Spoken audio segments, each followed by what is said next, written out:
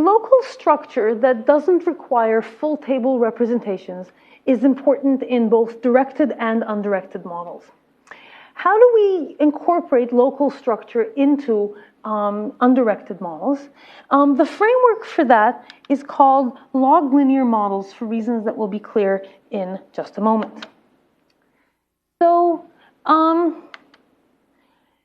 whereas in the original representation of the unnormalized density, we defined p tilde to be a product of factors, phi I, di, each of which is potentially a full table. Now we're going to shift that representation to something that uses a linear form. So here's a linear form that is subsequently exponentiated. And that's why it's called log linear, because the logarithm is a linear function. So what is this form over here? It's a linear function that has these things that are called coefficients, and these things that are called features. Features, like factors, each have a scope, which is the set of variables on which the feature depends. But different features can have the same scope. So you can have multiple features, all of which are over the same set of variables. Notice that each feature has just a single parameter, wj, that multiplies it. So what does this give rise to? I mean, if we have a log linear model, we can push in the exponent through the summation, and that gives us something that is a product of exponential functions. So you can think of each of these as effectively a little factor, but it's a factor that only has a single parameter, wj. So this is a little bit abstract, so let's look at an example. Specifically, let's look at how we might represent a simple table factor as a log linear model. So here's a factor phi over two binary random variables, x1 and x2. And so a full table factor would have four parameters, a00, a01, a10, and a11. So we can capture this model using a log linear model, using a set of such features, using a set of these guys, which are indicator functions. So this is an indicator function.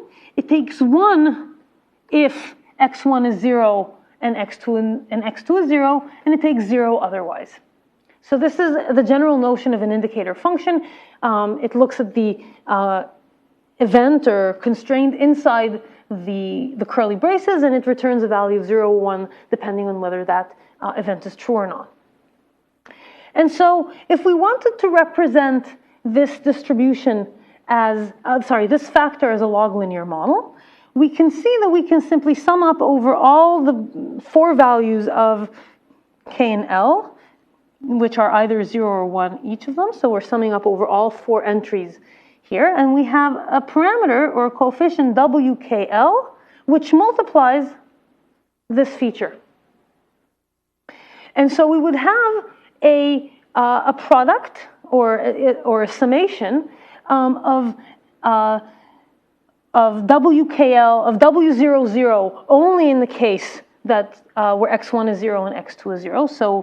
So we would have exp of negative w00 when x1 equals 0 and x2 equals 0. And we would have exp of negative w01 when x1 equals 0 and x2 equals 1, and so on and so forth. And it's not difficult to convince ourselves that if we define wkl to be the negative log of the entries, of the corresponding entries in this table, that gives us right back the factor that we defined to begin with. So this shows that this is a general representation, in the sense that we can take any factor and represent it as a log linear model simply by including all of the appropriate features. So But we don't generally want to do that.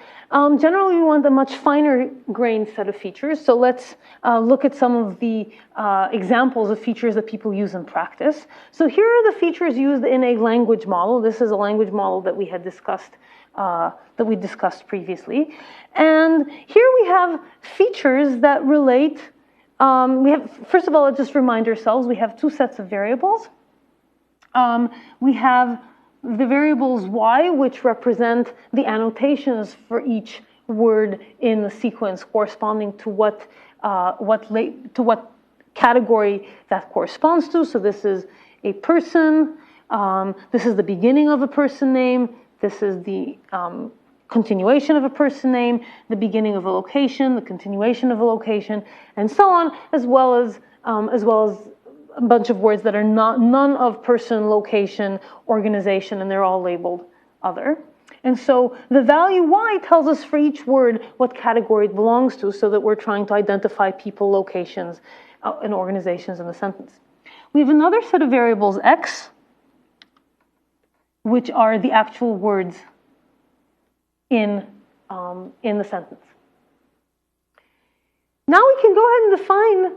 We can use a full table representation that basically tries to relate each and every y to that has a feature that has a full factor that looks at every possible word in the English language. But those are going to be very, very expensive and a very large number of parameters.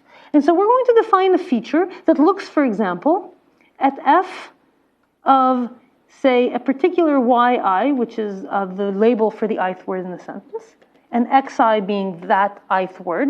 And that feature says, for example, yi equals person.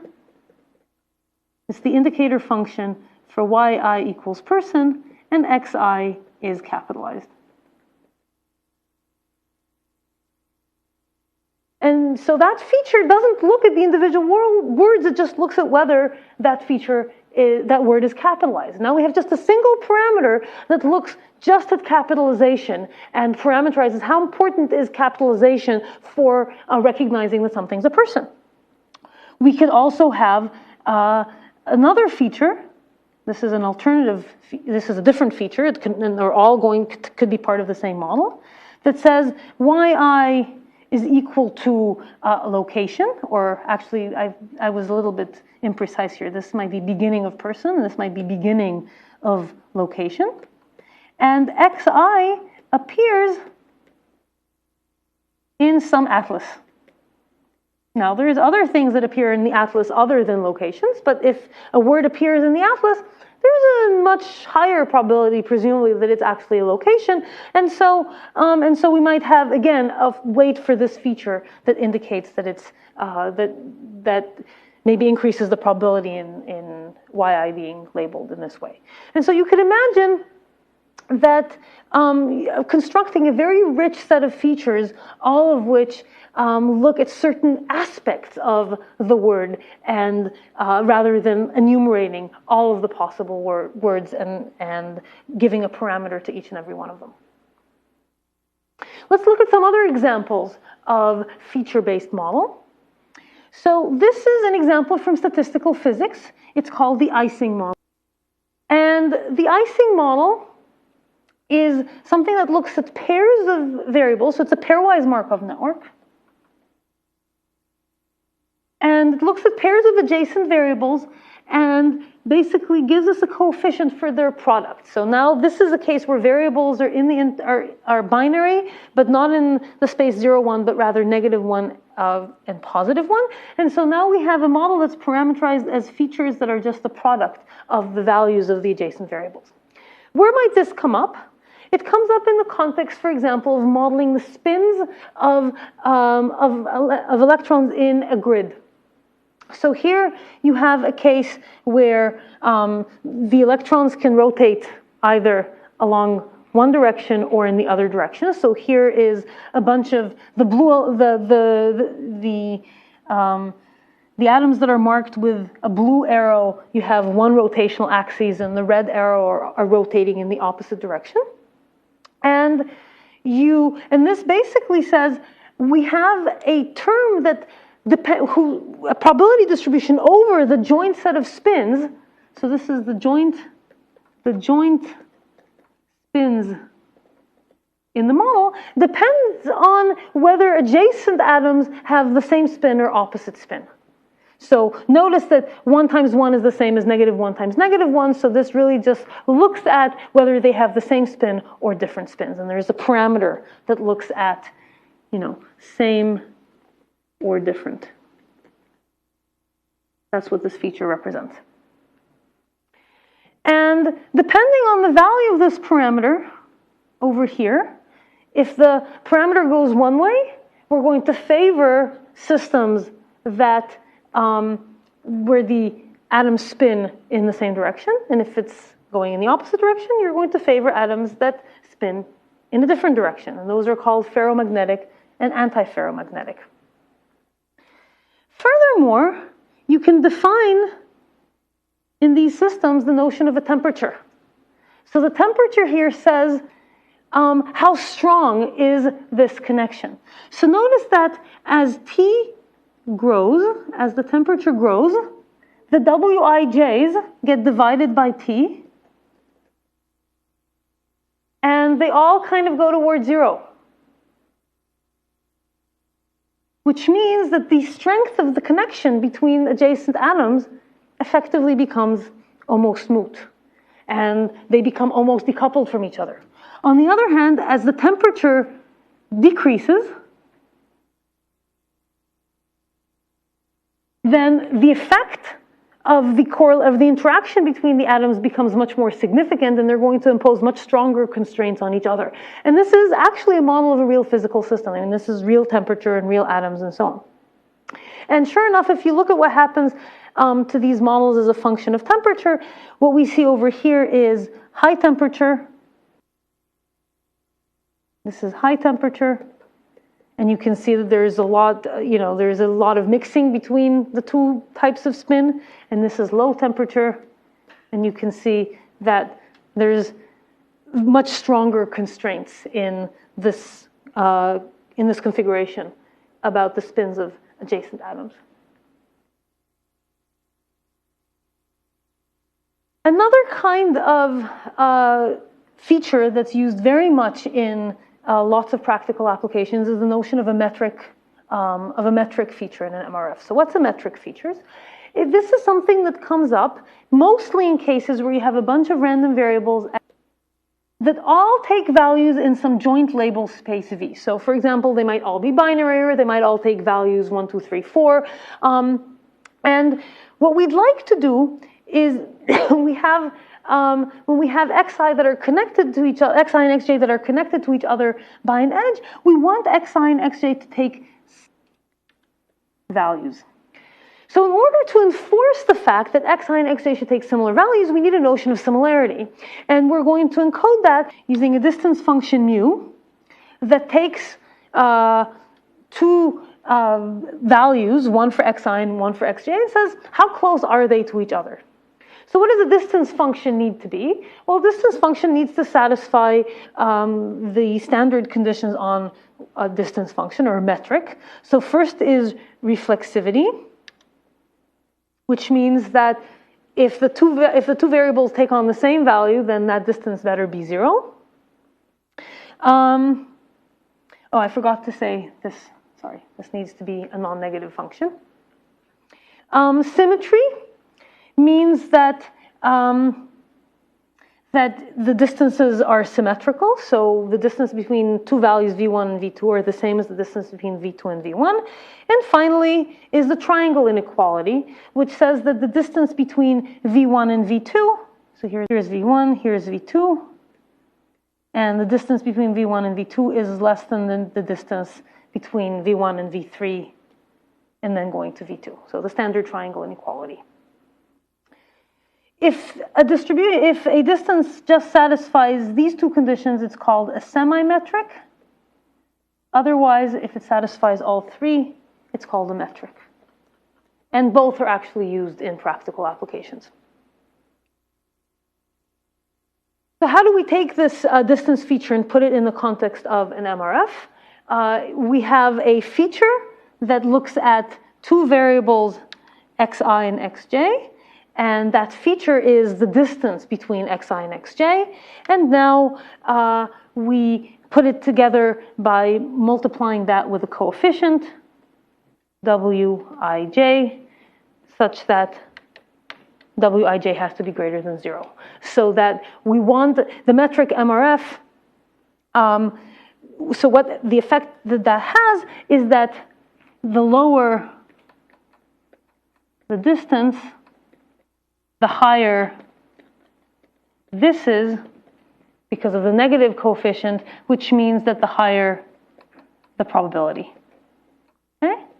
So the more pairs you have that are close to each other, and the closer they are to each other, the higher the probability of the overall configuration, which is exactly what we wanted to have happen.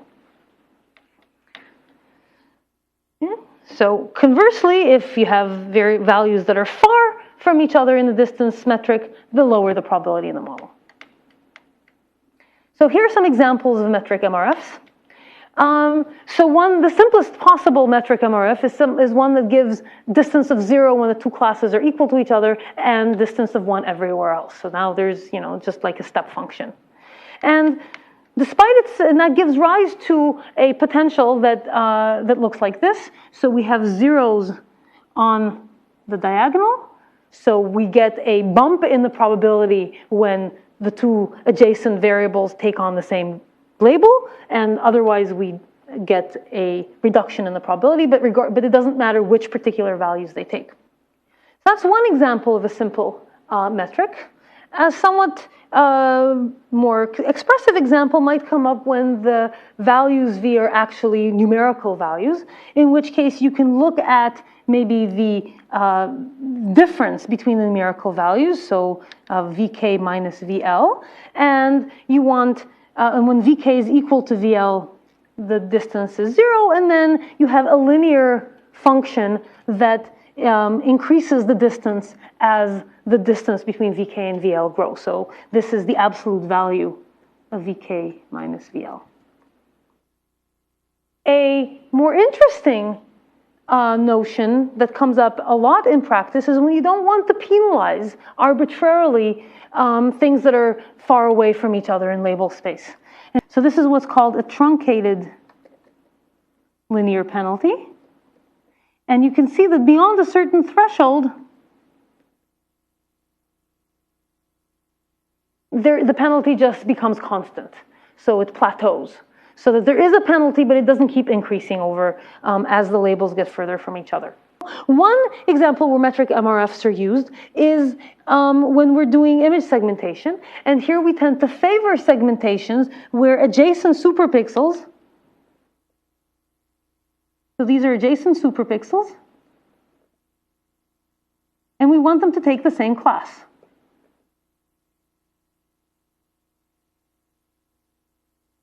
And so here we have no penalty when the superpixels take the same class, and we have some penalty when they take different classes. And this is actually a very common, albeit simple, model for image segmentation. Let's look at a different MRF, also in the context of computer vision. This is an MRF that's used for image denoising. So here we have a noisy version of a real image that looks like this. So this is, you can see this kind of white noise overlaid on top of the image. And what we'd like to do is we'd like to get a cleaned up version of the image. So here we have a set of variables x that correspond to the noisy pixels. And we have a set of variables y that correspond to the clean pixels. And we'd like to have a probabilistic model that relates x and y. And what we're going to do is we'd like, so you'd like to have two effects on the pixels y. First, you'd like yi to be close, yi to be close to xi. But if you just do that, then you're just going to stick with the original image. So what is the main constraint that we can employ on the image in order to clean it up is the fact that adjacent pixels tend to have the same value. So in this case, what we're going to do is we're going to model, we're going to constrain the image so that we're going to constrain the yi's to try and make yi close to its neighbors. And the further away it is, the bigger the penalty. And that's a metric, MRF.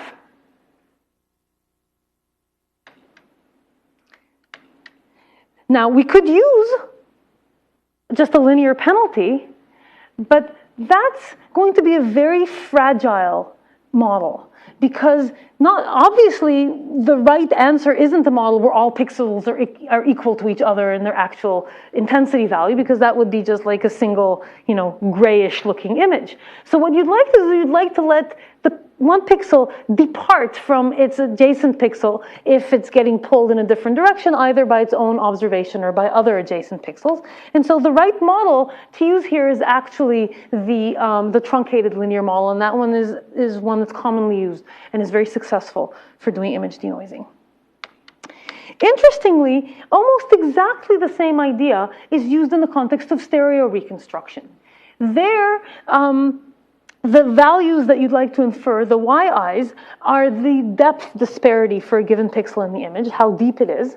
And here also we have spatial continuity. We'd like the depth of one pixel to be close to the depth of an adjacent pixel. But once again, we don't want to enforce this too strongly, because you do have depth disparities in the image, and so eventually you'd like things to be allowed to break away from each other. And so once again, one typically uses some kind of truncated linear model for doing the stereo reconstruction, often augmented by other little tricks. So for example, here we have the actual pixel appearance, for example, the color and texture. And if the color and texture are very similar to each other, we might want to have a stronger constraint on similarity, versus if the color and texture of the adjacent pixels are very different from each other, they may be more likely to belong to different objects, and you don't want to enforce quite as strong of a similarity constraint.